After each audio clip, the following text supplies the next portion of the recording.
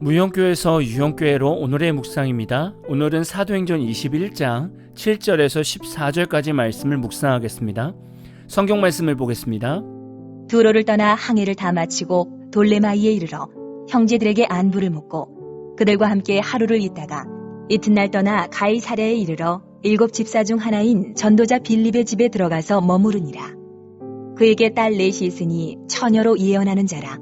여러 날 머물러 있더니 아가보라 하는 한 선지자가 유대로부터 내려와 우리에게 와서 바울의 띠를 가져다가 자기 수족을 잡아매고 말하기를 성령이 말씀하시되 예루살렘에서 유대인들이 이같이 이 띠 임자를 결박하여 이방인의 손에 넘겨주리라 하거늘 우리가 그 말을 듣고 그곳 사람들과 더불어 바울에게 예루살렘으로 올라가지 말라 권하니 바울이 대답하되 여러분이 어찌하여 우로 내 마음을 상하게 하느냐. 나는 주 예수의 이름을 위하여 결박당할 뿐 아니라 예루살렘에서 죽을 것도 각오하였노라. 하니 그가 권함을 받지 아니하므로 우리가 주의 뜻대로 이루어지이다 하고 그쳤노라. 오늘은 바울의 3차 전도 여행이 마무리가 되는 말씀입니다. 바울은 가이사랴 전도자 빌립의 집에 머물게 되지요. 바울의 앞길은 이전의 말씀에서도 나왔듯이 예루살렘에 가면 결박을 당하고 환난을 당할 것임을 바울은 예언을 통해서 알게 되었습니다. 오늘 가이사랴라는 곳을 도착하기 전에 두로라는 곳에 7일간 머물고 있었을 때 그때 제자들이 성령의 감동을 받고 예루살렘에 들어가지 말라고 권면을 하게 됩니다. 아마도 제자들이 바울의 앞날에 대해 알게 되었던 것 같습니다. 그러나 바울은 이들의 권면을 듣고 그냥 원래대로 예루살렘을 향해서 이동하게 됩니다. 바울은 두로에 이어 오늘 가이사랴에 오게 된 건데요. 바울이 머물고 있는 전도자 빌립의 집에는 딸 4명이 있었습니다. 이들이 빌립의 신앙 안에서 얼마나 잘 성장했는지 4명 다 예언자로 성장하게 되었습니다.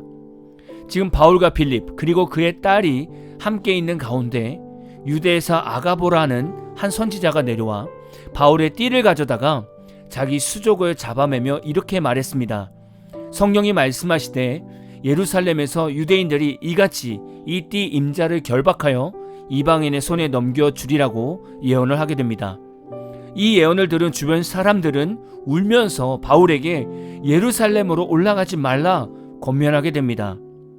누가 봐도 죽을 것 같은 길인데 말리지 않을 사람이 어디 있겠습니까? 바울은 이들의 권함을 받지 않고 주의 뜻대로 이루어질 것입니다 라고 고백하니 다른 사람들의 권함이 그치게 되었습니다. 우리는 오늘 성령의 감동에 대해 다시금 묵상해 보려고 합니다. 두로에서 제자들도 그랬고 오늘 아가보의 예언을 들은 주변 사람들도 그랬고 모두 바울이 예루살렘으로 가지 말라고 권했습니다. 심지어는 두로 지역에 있는 제자들은 성령의 감동이 있어서 바울을 말리기도 했습니다. 그럼 바울이 하나님의 뜻을 거역하고 자기가 임의대로 예루살렘으로 가기를 고집한 것일까요? 바울이 성령의 감동에 있었던 사람들의 권면을 무시하고 자신의 의로 예루살렘으로 가기를 바랬던 것입니까? 우리는 여기서 성령의 감동에 대해 조금 더 생각해 보아야 합니다. 첫 번째, 성령의 감동은 어떤 사람이 하나님의 뜻 안에서 무슨 일이 일어나는지를 알게 되는 것입니다. 두로 지역의 제자들이나 유대에서 내려온 아가보 선지자는 지금 성령을 통해서 앞으로 바울의 삶에 어떤 일이 있을지 알게 된 것입니다. 이것은 단지 하나님께서 바울의 삶을 통해 행하실 일들을 알게 된 것뿐입니다. 우리가 누군가를 위해 기도할 때 성령의 감동을 받을 수 있습니다. 예를 들면 여러분이 친한 성도를 위해 중보 기도를 하는데 성령의 감동을 받게 된 겁니다. 중보 기도를 해준 성도의 앞날에 힘든 고난을 깨닫게 된 겁니다. 여러분은 어떻게 하시겠습니까? 아마도 우리는 중보 기도를 해준 성도에게 이 성령의 감동을 얘기해 줄 것입니다.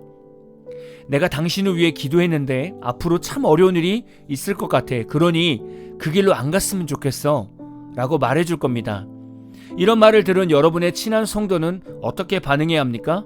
그래? 그럼 이 길로 가지 말아야겠다 라고 대답할 수 있지 않겠습니까?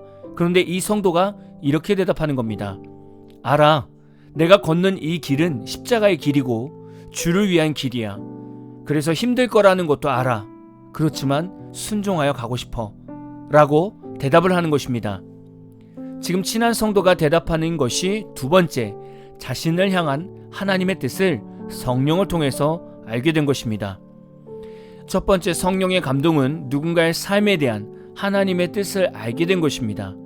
그래서 우리가 볼 때는 힘든 길이라 그것으로 가지 않았으면 좋겠다는 권면을 하는 것이라면, 두 번째 성령의 감동은 하나님께서 내가 어디로 가고 무엇을 하며 어떤 고난의 길을 가야 하는지를 명확하게 깨닫게 해주신 것입니다. 바울은 지금 두 번째 성령의 감동을 받은 것입니다.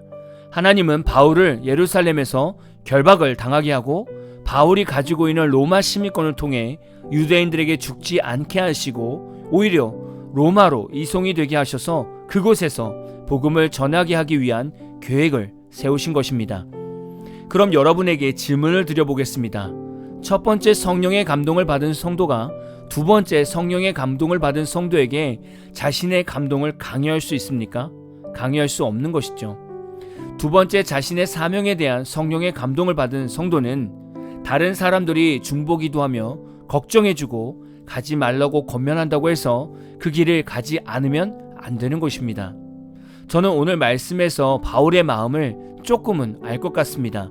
왜냐하면 저도 사역하면서 신방을 하다 보면 두로 지역에 있던 제자들처럼 또 유대로부터 내려온 아가보처럼 누군가의 삶을 놓고 기도할 때 하나님의 계획을 알 때가 있었습니다.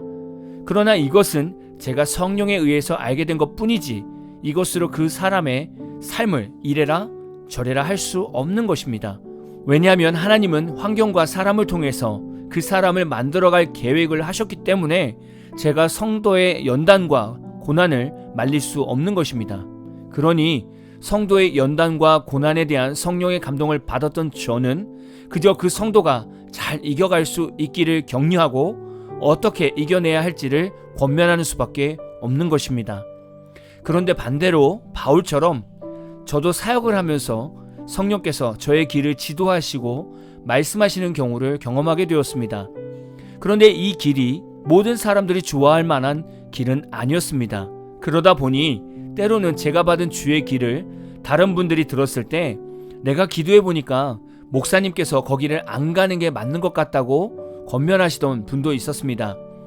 그런데 저는 제가 받은 감동이 명확하게 맞다고 알고 있었습니다.